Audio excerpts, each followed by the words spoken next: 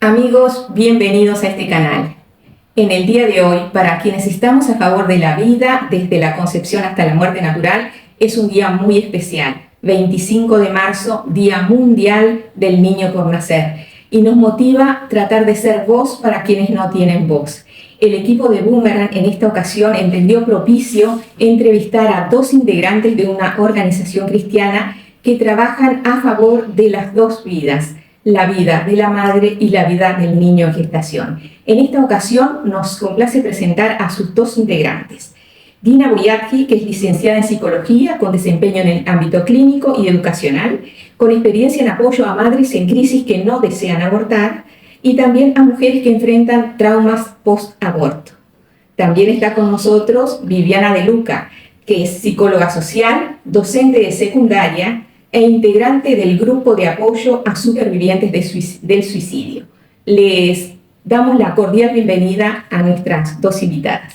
La institución que ustedes integran se llama CEMUR, Comisión Evangélica Multidisciplinaria del Uruguay. Ahí está.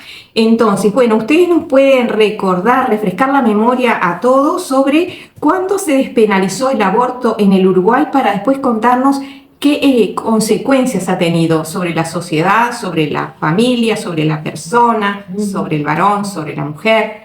¿Cuándo se despenalizó la ley? Bueno, la ley tuvo toda una historia, ¿no? Justo nosotros hicimos un libro cuando cumplirse 10 años de la aprobación de la ley. En el año 2012 fue la aprobación de la ley. Pero previamente, en el 2008, hubo un proyecto de ley, pero el presidente de ese entonces, que era el doctor Tabaré Vázquez, vetó el artículo que tenía que ver con esta ley, ¿no? Con esto, que era la interrupción voluntaria del embarazo. Nosotros lo que hicimos, otra cosa que como grupo, previo a estos dos proyectos de ley, tanto el del 2008 y este del 2012 que se aprobó con el presidente Mujica, fuimos a hablar sobre el tema, lo que nosotros creíamos que tenían que enterarse, a la Comisión de Salud del diputados, del Parlamento, de senadores.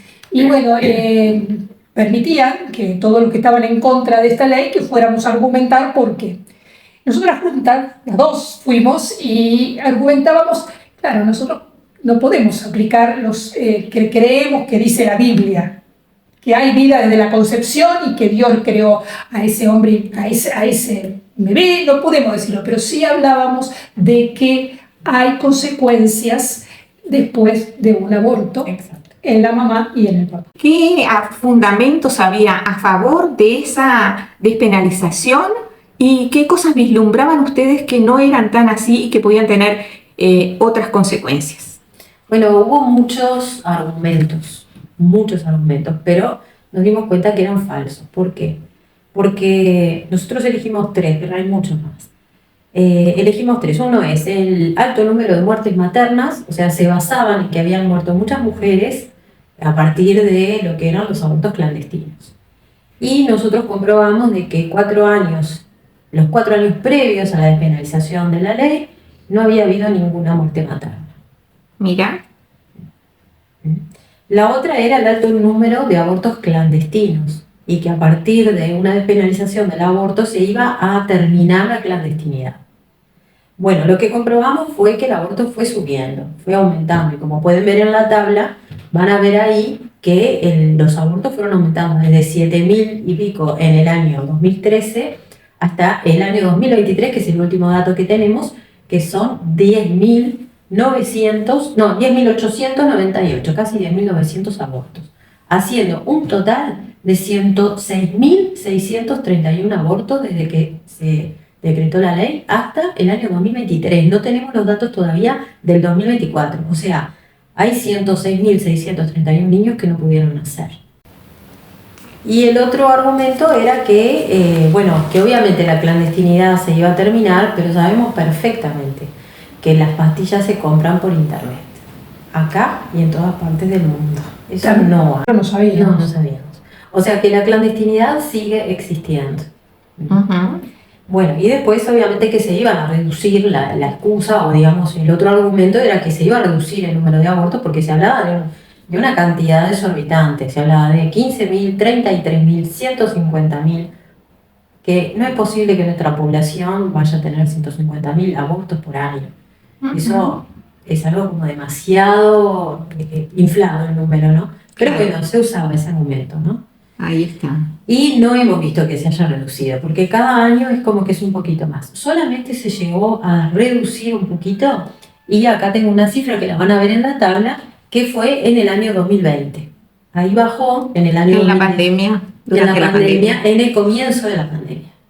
El año anterior, en el 2019, habían sido 10.227 y en el 2020 se llegó a 9.915.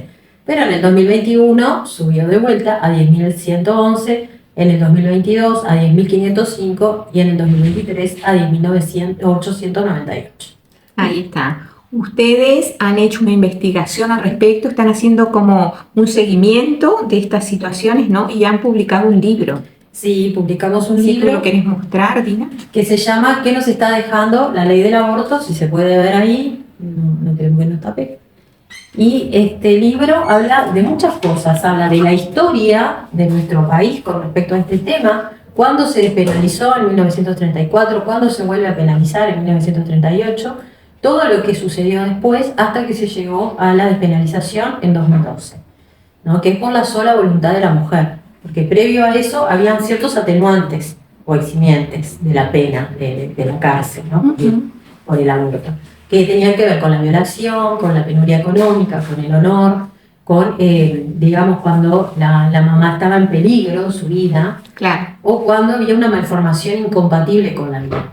Ahora eso se sacó todo, se eliminó todo y se dejó el aborto despenalizado hasta la semana número 12, que es en el tercer mes del embarazo, cuando el bebito está todo formado. Pero hay digamos, como una extensión hasta la semana 14 si hubo violación o malformación incompatible con la vida o la madre está en riesgo de morir. ¿Nos cuentas entonces, Dina, por qué fue lo que las motivó a la escritura de este libro? Bueno, sí, justamente habíamos visto que en el año 2012 y en el 2013 se disparan los índices de violencia de una manera tremenda en nuestro país y empiezan a haber muertes con mucha violencia que nosotros no habíamos visto antes. Por lo menos en lo que yo lo que tengo uso de razón, comentándolo con Yanela y con Viviana, veíamos lo mismo, ¿no? ¿Qué sucedió? Por ejemplo, en la tabla ustedes van a ver que hay una parte donde habla de los homicidios con los años, ¿no? Para poner un ejemplo, en el año 2011 los homicidios en nuestro país fueron 199. En el año 2012, 268. A partir de ahí no puede bajar esta cifra. Y llegamos a años donde fue catastrófico, como en el año 2018, en el cual se dieron 414 homicidios. La mitad muchas veces no se aclaraba, ¿no? Todavía encima. Y esta violencia que nosotros vemos no ha bajado. O sea, no hemos logrado llegar a menos de 200 homicidios por año. Hay mucho más. Y en el año 2023 fueron 382, por ejemplo. Y no solo los homicidios, los suicidios, que cada vez aumentan más. Este es el país de Sudamérica que tiene los índices más altos de suicidio, después de Cuba. Bueno, Cuba es Centroamérica. Y vimos que también se disparó a partir de noviembre de 2012, que se pone la ley de aborto está funcionando. Ahí está. Y ustedes sospechan de una correlación posible entre la instauración de la legalización de la muerte por parte de las mamás sobre sus hijos con el incremento de la violencia a nivel social. Exacto. Hay gente que va a decir, bueno, eso podría ser explicable a partir de la introducción muy masiva del consumo de drogas, pero también no habría que descartar esta posibilidad. Por supuesto, porque llama mucho la atención que en un año son 199 y al año siguiente 268 y no baja, ¿no? Entonces eso nos llamó la atención y decidimos hacer como una investigación y hacer primariamente un documento. Pero ese documento se fue extendiendo y terminó siendo un libro. Termina siendo un libro. Donde lo abarcamos desde distintas áreas, ¿no? Vimos lo jurídico, vimos lo emocional, vimos las consecuencias en este sentido, ¿no? Como también está bajando la población, que es otra consecuencia. Y la verdad que la preocupación es muy grande, por eso decidimos plasmarlo en lo que terminó siendo que nos está dejando la ley de aborto. Ahí está, que es el título del libro. Ahí está. ¿Ustedes quieren explayarse un poquito más o ser más detallistas en cuanto a consecuencias del aborto? Sí, ahora ya, Sí, ahí está. ¿Qué impacto tiene la decisión de abortar en la vida de la mujer, en la vida de la pareja, si es que llega hasta allí, a ver si se llega a ver consecuencias, y a nivel de la familia extendida y también a nivel social? Exacto. Sí. Sí, bueno, cuando nosotras nos conocimos, conversando sobre el tema, a mí siempre me había quedé impactada que conocí personas en reuniones sociales que hablaban de, sí, he tenido un aborto y lo hablaban como si fuera algo, fui al supermercado. Y yo quedé impactada y digo, ¿cómo lo toman de esa manera, no? Y bueno, vemos que hay gente que lo siente así, y que no es así, ¿no? Como psicóloga clínica, después conversándolo con ella, Sí, me lo vi decía, desde otro punto de vista, porque yo me había recibido en la Facultad de Psicología, donde no te forman en este tema, y salí pensando que estas cosas no pasaban. Y me encuentro con dos pacientes en la parte de la menopausia, en la etapa de la menopausia, con unas depresiones terribles, y me estaban confesando, ¿no? O sea, no sé si pasó un mes entre una paciente y la otra, pero me confiesan de que entre los 15 y 16 años se someten a un aborto y que nadie lo sabía, eso lo tenían guardado adentro de ellas y era la primera persona que se lo estaban diciendo y lloraban de una manera tan amarga, tan mal, una culpa y un dolor que yo quedé de verdad petrificada porque no supe cómo ayudar. Y eso la verdad que siempre me quedó como en mi corazón, ¿no? Porque yo decía, ¿cómo ayudo a esta persona que viene con este dolor después de 30, 40 años que hizo esto? ¿Cómo quedó ese ser humano por dentro, destrozado? Tenía otros hijos, tenía un esposo, estaba bien económicamente, pero ese dolor nunca se lo había podido sacar de su corazón. Y pensando de que la persona por fuera no expresa nada, ¿no? Uno dice, no le pasó nada, pero en realidad por dentro se está desmoronando, se está destruyendo, ¿no? Por eso también ahí empecé a estudiar, a ver de qué se trataba esto. Y encontré que hay un síndrome post-aborto. Síndrome post-aborto. Es un conjunto de síntomas, cosas que le pasan a la persona a partir de haberse practicado un aborto, ¿no? Comienza con la culpa. Esa culpa por haber matado a un ser humano. Ahí está, porque no se trata solo si es legal o no es legal. La culpa tiene que ver con el hecho de que todos los seres humanos tenemos conciencia, ¿verdad? Claro. No depende de que haya o no ley. Exacto. Entonces aparece la culpa, aparece la depresión, obviamente, ese bajón en el ánimo que va a hacer que la persona, digamos, se sienta muy mal. Y esto afecta a toda su vida, a todo su entorno, a su familia, también a lo laboral, porque termina teniendo también problemas de trabajo.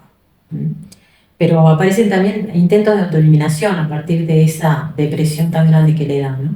Y lamentablemente he tenido situaciones en las cuales se me ha contado de esto, ¿no? Y bueno, hemos tratado de trabajar.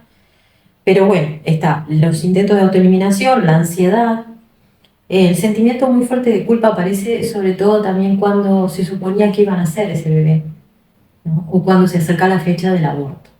Ese sentimiento de culpa es como que no se lo puede sacar la persona. Después, si anteriormente habían dificultades psiquiátricas, estas van a empeorar. O sea, vamos a suponer bipolaridad, una depresión en sí, ansiedad, todo esto se agranda a partir del aborto. Puede empezar a aparecer el abuso del alcohol, abuso de drogas legales o no. La promiscuidad, que es tener varias parejas sexuales en un corto periodo de tiempo. Trastornos de alimentación, insomnio, pesadillas con eso del momento del aborto. Separación de la pareja, esto es muy frecuente. Pérdida de interés en el sexo, en todo lo que tiene que ver con la sexualidad. Sobreprotección a los hijos que estuvieron antes del aborto, Pero los que vienen después, si es que vienen, hay maltrato. Esto es muy difícil de entender, pero parece como que la mente humana opera de esa manera que impide que se genere como ese lazo de amor con ese niño que nace después, ¿no? Ahí está como que el sentimiento maternal natural de la mujer, algo se quebrara, Algo se ¿no? quebra, exactamente, ¿no? Y por qué este nació y el otro no. O sea, eso internamente pasa, ¿no? Bien, después fobias, no miedos, Ujú. odio a todo lo relacionado con el aborto. Vemos muchas personas que después que abortaron empiezan como a detestar todo eso que les pasó, entonces empiezan como a hacerse activistas en contra del aborto. Mira, Problemas laborales, como habíamos dicho, y dificultades vinculares en general. Es como que la persona se termina peleando con la vida. Y esto no solamente le pasa a las mujeres, esto le pasa a los varones, al personal de salud que practica esto, ujú. y a las personas que motivaron a que esa mujer abortara. Es decir, que madre, suegra, ¿no? es un hecho como de alto impacto emocional Sí. negativo para todos los que participan. Para todos los participantes. Y Viviana tiene unos testimonios también que nos puede contar cómo varones pasaron por esto también. Bueno, sí, yo también trabajo coordinando un grupo de personas que o han intentado suicidarse o familiares que se le han suicidado. Bueno, en ese grupo he escuchado, he visto hombres que se suicidaron porque su pareja había abortado. No era la causa, era el iceberg de una persona psiquiátrica, venía mal, con depresión, decaído, y bueno, y eso produjo de que la pareja abortó y él no estaba de acuerdo de que se autoeliminara. Bueno, lo viví con mujeres también que habían tenido muchos intentos de autoeliminación y habían pasado por muchos abortos también. Ese fue un caso. Y otro caso en un grupo de personas que, trabajando yo con una psicóloga clínica, yo soy psicóloga social, trabajamos los vínculos, en un grupo de personas que han salido de la cárcel en un hogar, y ahí un muchacho nos cuenta de que había comenzado el caos la caída de su vida a los 20 años, y empezó a consumir, terminó preso, cuando su novia abortó, que fue a causa de la mamá de la muchacha, veía que este muchacho no tenía trabajo y le dijo abortar porque este chico no va a salir para adelante. Y el muchacho reconocía que toda su vida cambió desde ese momento, Mira. cuando su pareja abortó. Y lo traía a la mente y dice, fue ahí el inicio de mi caída. Así fue algo que con la psicóloga nos quedamos impactadas, cómo afecta también al hombre, no solo a la mujer.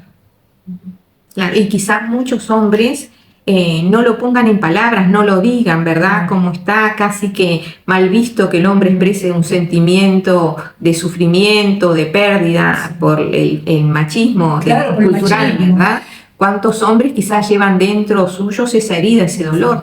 Claro, el primer caso que cuento en el grupo de GAS, el Grupo de Apoyo a los Supervivientes del Suicidio, era su mamá que lo contaba, que ella estaba en el grupo como una persona que se había suicidado su hijo y no estaba bien, tenía necesidad de estar en ese grupo, y ella contaba cómo su hijo cuál fue la causa.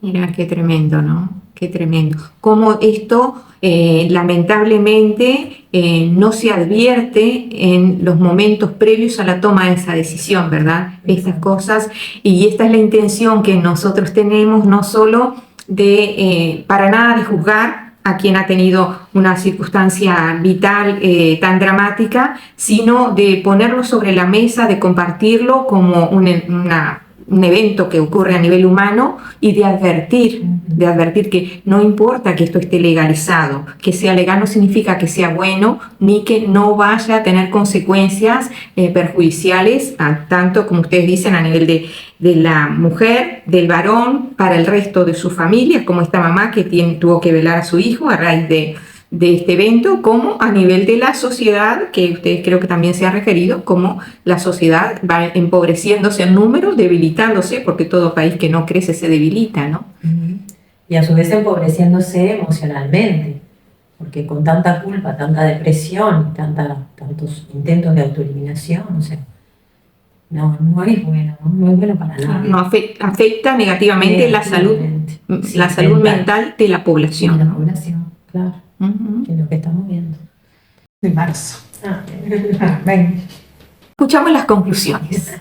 Bueno, la conclusión principal es que la mujer muchas veces queda sola tomando esta decisión, a veces presionada por el varón, o a veces no. A veces el varón se quiere hacer cargo y ella dice que no, porque hay inmadurez de parte del varón, o porque, como dijo Viviana, no tiene trabajo, o porque, bueno, quién sabe qué. Entonces el varón queda muchas veces excluido de esta decisión. Y la mujer queda sola tomando la decisión y después sufriendo las consecuencias, que también el varón la va a sufrir, pero ya separados muchas veces, no van a estar juntos. Muchas veces la mujer dice, es mi cuerpo y yo decido, pero no le está dando el valor ni a la vida, ni a la natalidad, ni a la maternidad, ¿no? A nada. Y queda como, muchas veces también, digamos, como que estas cosas quedan en la mejor etapa en la que una mujer puede tener sus hijos, que es entre los 20 años y los 30 años. Lamentablemente vemos que pasa mucho en esa etapa de la vida, ¿no? Entonces después la maternidad se posterga a edades en las cuales capaz que ya no se puede concebir un hijo, ¿no? O es muy difícil. Y sucede en este momento en que las mujeres primero le dan prioridad a su profesión, a su carrera, y después dice, bueno, ahora es el momento de tener un hijo. ¿Pero qué? Después de los 40 y cuando la fecundidad no es lo mismo. No es lo mismo. Bueno, y después tenemos otras cosas que también hemos visto, estamos viendo que lamentablemente las autoridades actualmente están buscando aumentar los plazos, y eso va a traer más complicaciones, o sea, aumentar los plazos para abortar. Sí, las nuevas autoridades. Las 24 semanas, que son los 6 meses, y ahí hay más riesgos en todo sentido, ¿no? Que no somos doctoras, pero cualquier ginecólogo nos va a saber decir que no es lo mismo, ¿no? Algo en las primeras etapas que en esa edad de gestación, que son 6 meses. ¿No? Nos oponemos rotundamente a que muera alguno, a que muera uno abortado. O sea, queremos que la ley se derogue. Nosotros proponemos eso, ¿no? Que la ley se derogue. No queremos que haya ningún aborto, queremos salvar a la mamá y al bebé, ¿no? A las dos vidas. Y bueno, y obviamente que como ha bajado la tasa global de fecundidad en nuestro país, cuando se necesita para que haya un recambio generacional, que cada mujer tenga 2 hijos, hoy están teniendo un hijo y nada más. Entonces ahí estamos viendo que dicen, no nos vamos a extinguir. Yo no sé, yo pongo un signo de interrogación. Lo que sabemos es que cualquier sociedad que disminuye el número de integrantes se debilita como un grupo social, ¿verdad? Y estamos viendo las consecuencias, yo te juro. No, y también de que haya una educación sexual, una educación en sexualidad, ¿no? Buena. Que las muchachas que sepan realmente qué es tener una relación sexual, que pueden quedar embarazadas, que ese embarazo es un bebé. Es un ser humano. Es un ser humano, es fundamental eso. Es porque eso no se dice, se enseña educación sexual, pero bueno, los métodos anticonceptivos, cuáles son, pero no explicar de que quedas embarazada y es una vida. Es una vida. Y sí, y a su vez también estamos viendo otros problemas, ¿no? Están cerrando escuelas, colegios. ¿Por qué? Porque hay una generación que se está perdiendo, lamentablemente, ¿no? Y a su vez el problema que se nos viene con la seguridad social. La seguridad social que ya está en crisis porque son menos los aportantes que trabajan que los que dependen de la seguridad social para su vejez, ¿no? Entonces vemos que por todos lados esto no es conveniente para nadie. No, y me gustaría en este cierre aclarar, desmentir 2 eufemismos. Sí. Interrupción voluntaria del embarazo no existe, el embarazo no se interrumpe. porque todo lo que se interrumpe significa que luego se pueda reactivar. Entonces esto es eufemismo, son títulos que se les pone quitándole la trascendencia a un hecho que tiene una trascendencia muy significativa. Y cuando se habla de ley de salud reproductiva, resulta muy egoísta pensar una, que no se trata de salud, el hecho de que una mujer se desembarace cuando recibe de Dios el regalo de la maternidad. Y la otra, que en todo caso estaría pensando en su bienestar y sacrificando el bienestar de un ser indefenso, ¿verdad? Entonces son dos eufemismos que ojalá nos habituemos a no usar. Exactamente, exactamente. Por eso nosotros pusimos en el título del libro que no se está dejando la ley de aborto, no de IVE. Ahí no está. recibe. Y lo que me gusta de ese libro, lo que me llamó la atención, es que la respuesta está en el mismo libro y en la tapa del libro, y dice que lo que nos está dejando es más violencia, una sociedad más violenta. Sociedades que habilitan que la madre mate al niño en el lugar más seguro del mundo, que es el útero materno, según diseño del creador, se transforman en sociedades más violentas. Yo quiero agradecerles a las dos todo lo que han compartido de la investigación que llevan haciendo durante unos cuantos años y bueno, felicitarlas por el trabajo y ojalá quiera Dios que este trabajo sirva, que ustedes están haciendo, sirva no solo para difundir, sino para hacer reflexionar y hacernos pensar como sociedad y plantear que sin lugar a dudas es viable. Son viables las dos vidas, tanto la de la mujer que gestó, a veces impensadamente o como haya sido, como la vida del bebé. Y llamarnos también al conjunto de la sociedad a ayudar y sostener a la mujer que se embaraza cuando ella aduce no poderse hacer cargo. Y en particular, como somos cristianas, llamamos a la responsabilidad y a la colaboración a la Iglesia, que tiene ese potencial de dar contención, de ayudar, de acompañar para que las dos vidas lleguen a buen término, como es la voluntad del Creador, que es el que nos regala la vida, ¿no? Sí, cómo no. Muchas gracias entonces a Viviana De Luca y a Dina Boyadji por haber compartido con nosotros y ayudarnos a dar más sentido a esta conmemoración de este 25 de marzo.